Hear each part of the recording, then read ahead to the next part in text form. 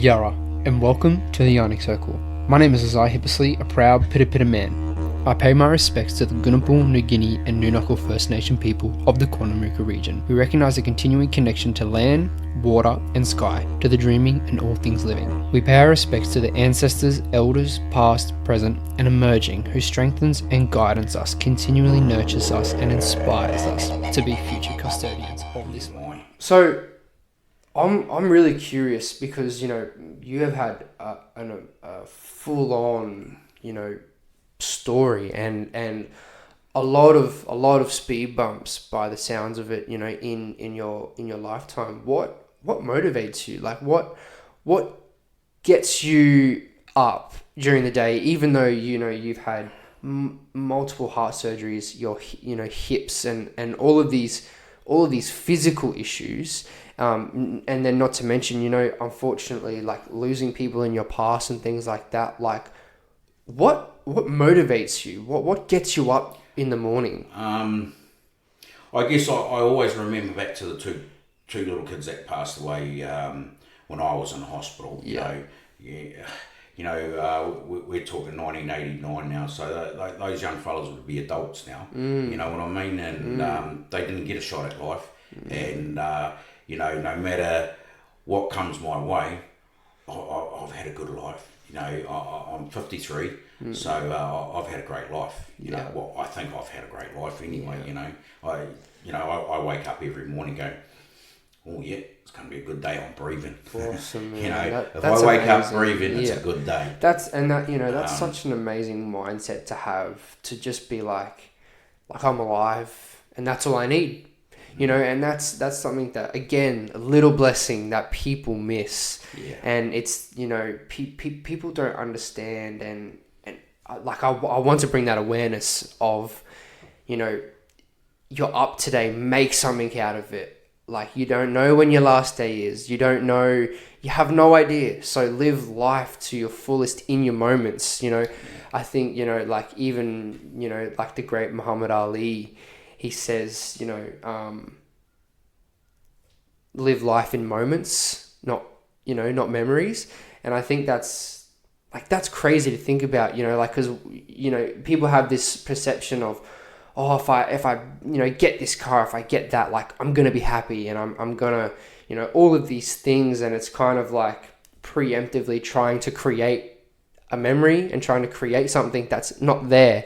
And I think it's really, really special, exactly like you said, like to wake up and be like, I'm breathing today. Let's go kill it. Let's go make something out of it. I've been blessed in other ways too. Like I was telling you, me dad died when I was young. Yeah. And me and my wife, we met when I was 17. Yeah. She was 18, and so we've been together about 36 years now. Wow! Congratulations. And her dad sort of took me under his wing, and he was a hard ass truck driver, but a good guy, just a really good guy, man. And he taught me. He actually taught me a lot, so I was very blessed that way. I had a mother-in-law she was really awesome, really good lady to me. She just they just treated me like I was their own son. So again, I was blessed again, Definitely, So how can I complain, So, yeah. That's so awesome, man. And that's, like, to be able to, go through, what you've gone through, and then to be able to be like, you know what, I am blessed. Yeah. And I'm lucky, to be where I am. And I do that every single day. And I really try to emphasize on that, especially with my students. And, whatever anybody's going through, it's that whole, like, I'm really lucky. I'm really, really lucky, and I've got a lot better than a lot of other people do. Yeah, well, that's right. Like I say, I lost my dad real young with cancer. Then I lost my mum with cancer, and just 3 days before Christmas, I lost my hero, my Uncle Mark. Wow. My mum's brother. He was my hero growing up. And,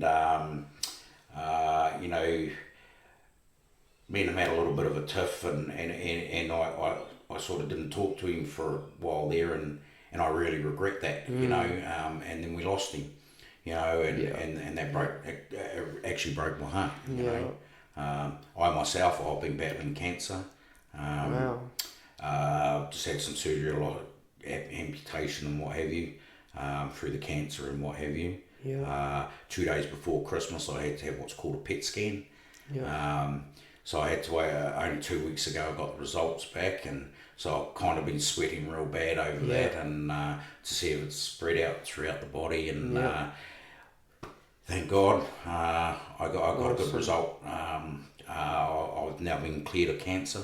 Amazing, man. Congratulations, so, bro. Congratulations. That's awesome. That's amazing. And you know, that's something that a lot of people, you know, wish they could overcome.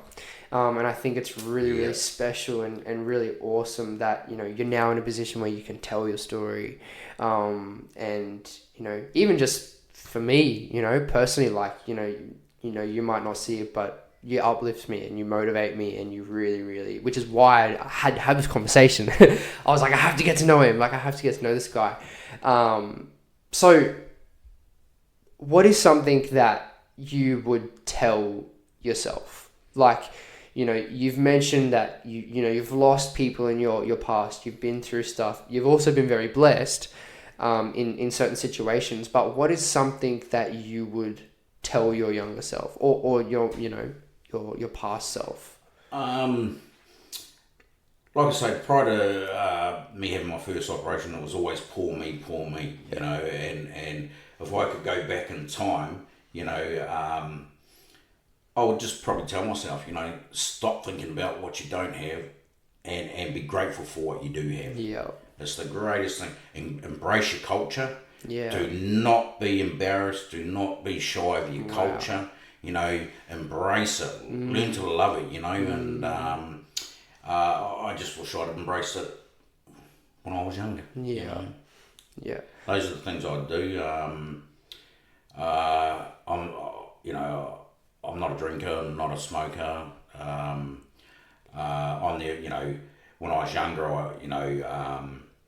although I wasn't a drinker, on the odd occasion, because I wasn't a drinker, I wasn't a good drinker. If I did have a drink, you know, it would just affect me straight away. And I believe a lot of our youth, I think alcohol has a big, is a big hurdle in life for a lot of people, but a lot of people don't realise that. They don't recognise it, you know.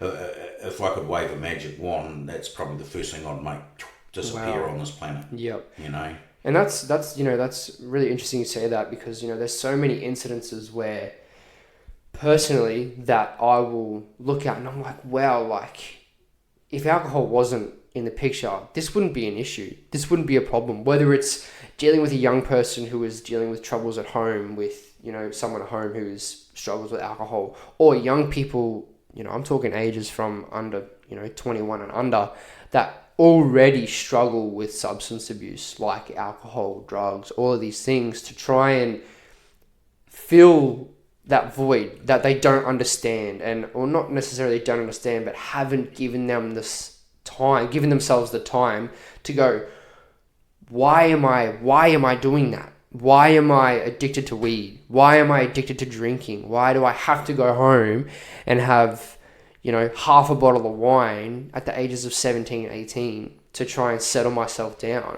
You know, there's all of these things that relate to a lot of those issues with our young people, and a lot of people don't know that. But I think it comes back to what we touched on earlier on, you know, having someone there to give you a hug. Definitely. You know, just, you done well, mate, you know. But unfortunately, that's lacking in all cultures today.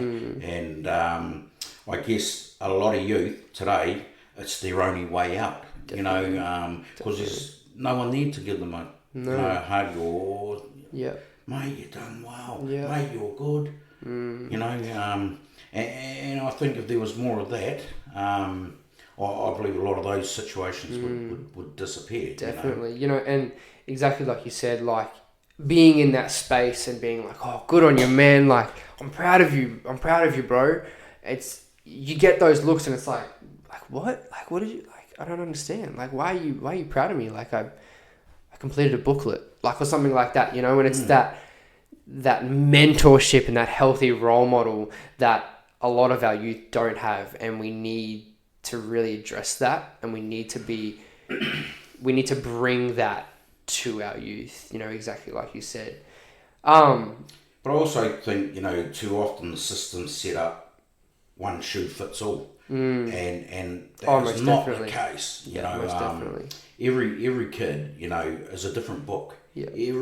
And unfortunately, like I think today, like it's like schooling. You know, I think teachers today are like too hard basket, but they really just don't understand the kid. Yeah. You know, from where I come from, one of my best mates, and Sarkavi, you know, not a rich man, doesn't have a lot, but damn, he can turn kids around. Yeah, wow.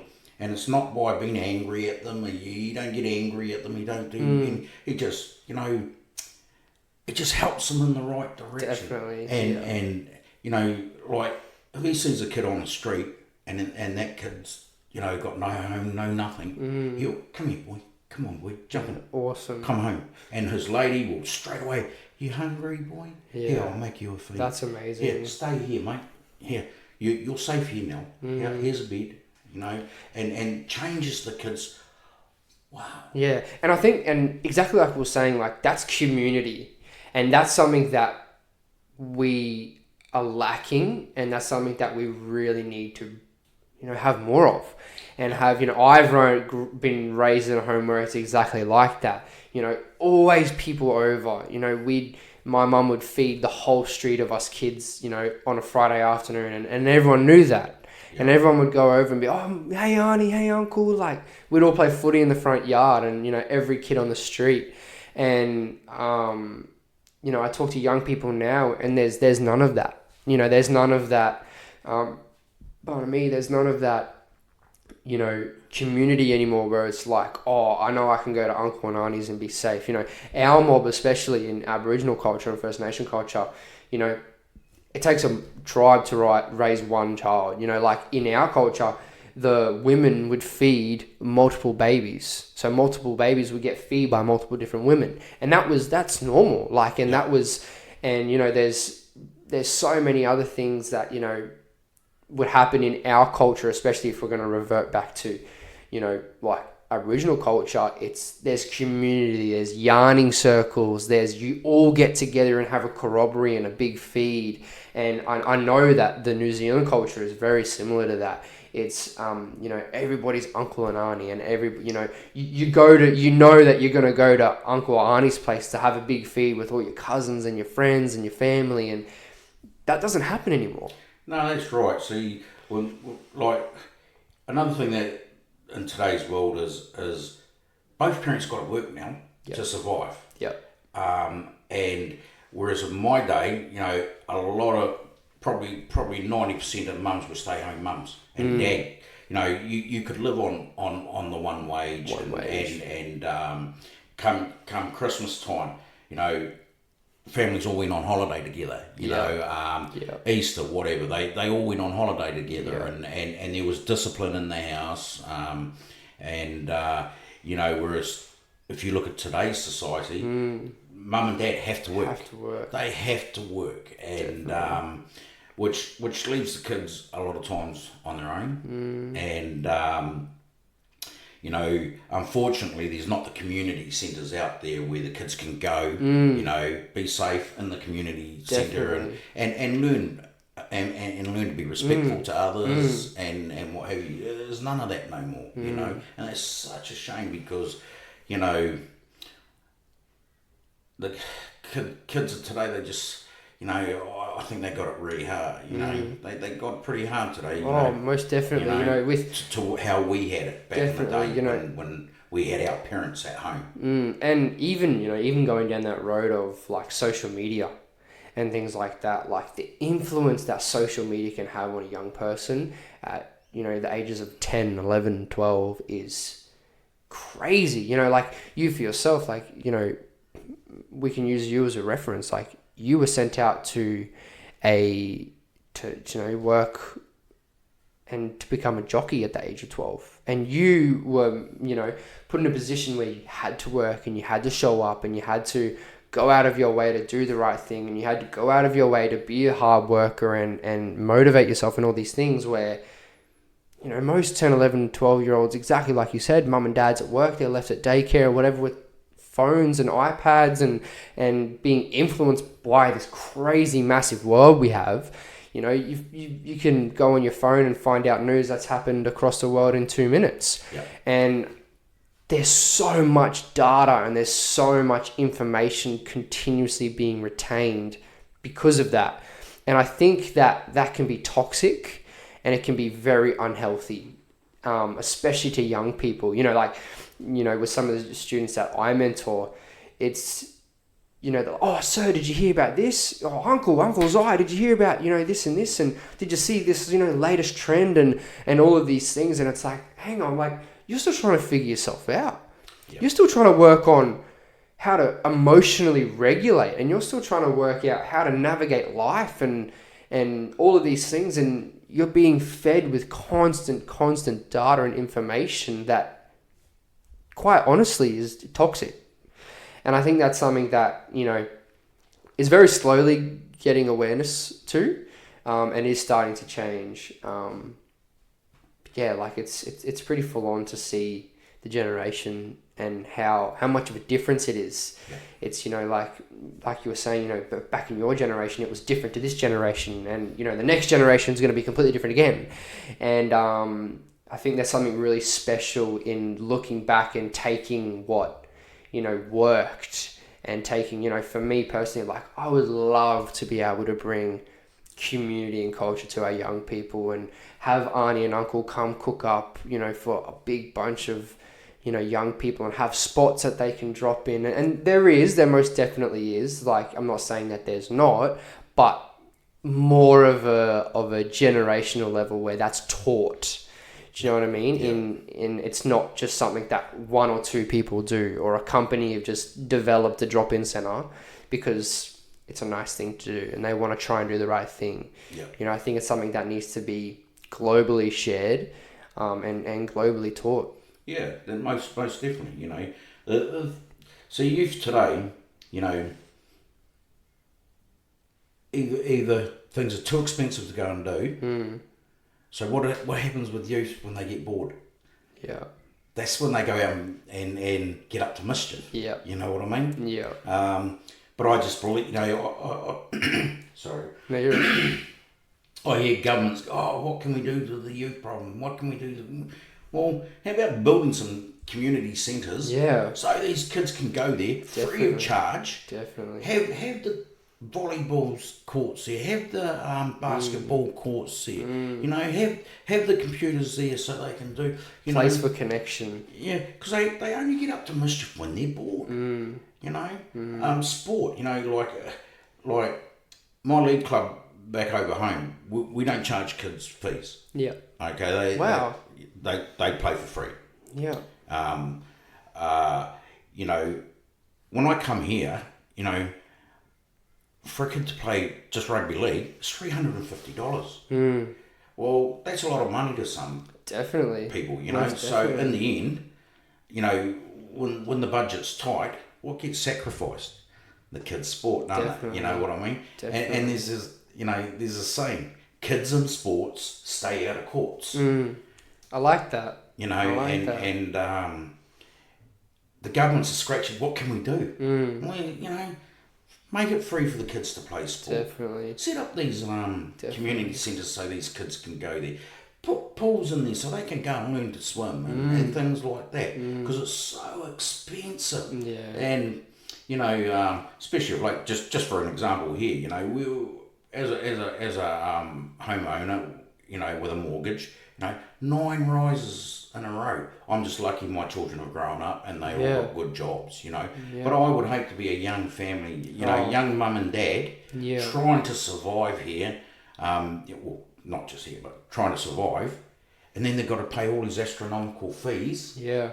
And then everyone goes, you're a bad parent because you're not watching your children. But I've got to be at work just to put food on the table. It's definitely, circumstance by circumstance. And you're exactly right. You know, a lot of people look at young individuals that are struggling or are disconnected or are not engaging, and there's an automatic assumption that it's them and they're the issue and they're the problem. When you've got a young 13, 14, 15-year-old man or young boy, young girl trying to figure themselves out, trying to understand the world, trying to, do the right thing, and or whether that's they know what the right thing is or they've been taught something that isn't the right thing. And then on top of that, you got, exactly like you said, mum and dad are already struggling. Mum and dad are trying to put food on the table and trying to literally just get week by week. I know a lot of people that are just doing week by week, especially now, considering how everything is so expensive and all these things. And people just go, oh, they're the run amok children. They're the ones that don't listen. Don't worry about them. We'll just push them to the side. And like me as a youth worker, I'm there going, guys, like, come on, like, there's a bigger picture. Like, just sit with them, have a conversation, talk to them, see what they're going through. Like, there was a crazy incident that I had about 2-3 months ago where I was walking in the shops and there was this young boy, like 13, 14, sitting on just the side of the road crying. And I had no idea. I just was like, you know what? I'm just going to stop and talk to him. I'm just going to see what happens, like, if he's okay, if he's safe. And I seen him half a K away. And everybody's driving past. People are walking past him, just walking around him. And in my brain, I was like, why would no one stop? Like, why would no one... There's a young boy on the side of the road, obviously struggling. And it's like the world just is evolving around. And I pulled over and I said, hey man, like, are you okay? Like, what's going on? And, his story and his home life isn't okay. And he was out the front crying because, there was a big blow up inside and very toxic home life. And I would have, there would have been at least 30 people that passed him before I did. And that really puts it into perspective for me. And that really goes, like, we need to do something about this. We need to create awareness like we are in these conversations. And it's really important. But, coming back to setting up community centres, even if there are things set up, they put mainly a lot older people in there. And whilst their knowledge is great, for a young kid, sometimes the older people, they just can't relate to each other just because of the age gap. Yeah. You know what I mean? And, I guess the government needs to invest in more people like yourself, younger people. Thank you. Because the reality is a 15, 16-year-old kid is going to relate to you more than he's going to relate to me. I believe you need to have some elders in there. Oh, most definitely, yeah. But I also think that people like yourself, there's not enough of them, because you can do a lot more for the, mentally for a young fella than a lot of old people, because a lot of older people, in my day we done this, why aren't you? Of course. Whereas you're going to sit there and go, oh, look, your dad might tell you things, but if your dad tells the kid that, he ain't probably going to listen. Yeah. But if you tell him that, this is what my dad told me, he's probably going to sit there and, because there's a relation, there's an automatic relational connection, definitely. But and it's all governments, right across the world. Oh, it's too hard basket, what I mean. Well, there are some easy solutions. They just don't want to go down that road, and it's a shame because people like yourself can. Like I said, my best mate, I've seen him just change so many lives. So good. And, it's like yourself. You stopped. You were the one that stopped, for this young boy. And you may not have changed what went on inside, but I bet you changed something inside that boy's head. You know, and, which, great credit to yourself. Oh, no, thank you. Yeah, thank you. And like I very, very rarely tell these stories and be open about it because I don't want the credit. You know what I mean? Like, I thank you for that and I really do. But, people have, and you know, something that I was told when I was very young is if you're gonna do something for someone, don't do it for anything in return. And that has stuck with me my entire life. And I look at people and they will go, oh, but I helped him out. Or, you know, I did this for them. Or, you know, like I did that and I did this. And there's this expectation to receive. And that is what we need to change. That's the mindset we have to change of. If you're going to help someone, don't do it for something in return. No, because you might, 100%, you might as well not have done it. You know, you might as well have just not done it. Yeah. If that's your intention. You know, and I think that is so powerful, and I think that is so life-changing, because if we have this mindset of, you know what, I'm going to, you know, whether you see a situation or you know someone in a situation or whatever, and it's, you know what, I'm going to help them. Whether I get something in return or not, I just want to help them. And that's the mindset we need for everybody. And I think that's really, really powerful. But that's something that personally has stuck with me for a very, very long time. And I think it will stick with me forever. Yep. Yeah, and I 100% agree with you. It's got to be done from the heart. You know, not these, you know, social media, look what I done. You know, it's, you know, I so admire the people that just do it. Yeah. And they don't go and tell the world, look what I just done. They just do it. And you know the ones that genuinely are doing it from the heart. You know, my mate, like, you know, I see posts, not from him, but from lots of other people. Oh, he done this for my child, he done this, he done that, you know. Kids don't have footy boots, he'll go and get them footy boots, you know what I mean? Yeah. And he don't post up, I got the, you know, he just does it. Yeah. He just does it. Yeah. His lady, you know, they'll feed kids, they just do it. Not to be recognised, they just do it to help. And like, I think another really like special thing about that is you actually get more in return. And people don't have that mindset or the way of looking at it like that. You know, where it's like, I'm going to do something not for myself, not to receive anything. I'm going to do it, you know, exactly like we said before. But then, me personally, I've noticed it. There is so much aftermath after that. That happens 6 months down the track, 3 years down the track, whatever happens. Like, you know, I had an incident where I had a young person that I mentored, you know, 2-3 years ago. And I had one conversation with this young person, and he came up to me in the shops, and he's like, I wouldn't be where I am today without you. Can I buy you, can I get, you know, buy you lunch? And in my mind, I was like, that's 3 years. That's a full 3-year gap. But it came back. And I think that is so special and so important to not only be like, wow, like, yes, I did something for the right reasons, but it came back to me. And I think that's how we need to live life. You're going to get back what you give out. And that's, I think that's really special. Yeah, well, see, my game, for me, I like helping youth out. Not for gain, but because